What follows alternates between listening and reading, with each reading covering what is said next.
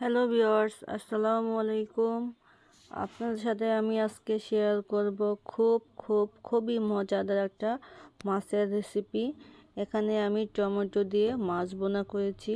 প্রথমে আমি একটা প্যানে তেল দিয়ে মাছগুলো খুব ভালোভাবে ভেজে নেব।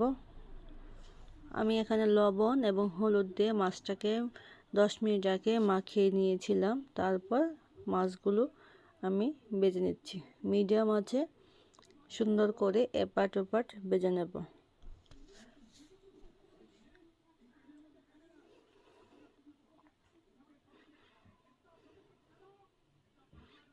আসলে আজকে মাছের যে রেসিপিটা খুবই দুর্দান্ত মজাদার একটা মাছের রেসিপি।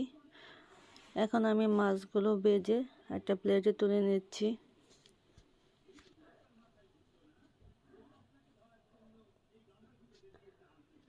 আমি সবগুলো মাছই এভাবে ভেজে তুলে নিয়েছি।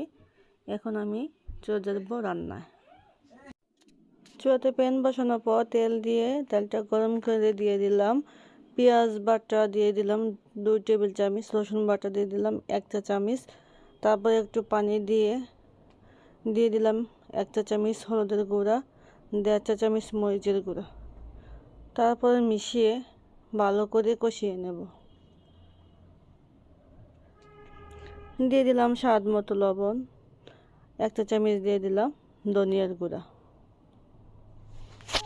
মশলাটা যখন খুব ভালো করে কষানো হয়ে যাবে, তেলটা বেশি আসবে, তখন আমি দিয়ে দিচ্ছি ভেজে রাখা মাছের টুকরাগুলো।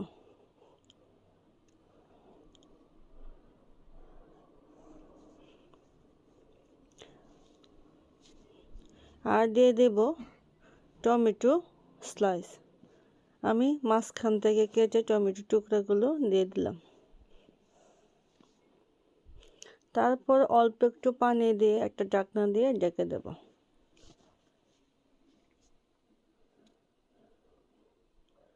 এটাকে এখন কোনো নাড়াচাড়া করব না। আমি কিছুক্ষণ কষিয়ে নেওয়ার পর ঢাকনা দিয়ে ঢেকে দেওয়ার পর তারপর ঢাকনাটা খুলে আমি দিয়ে দিলাম অল্প একটু পানি।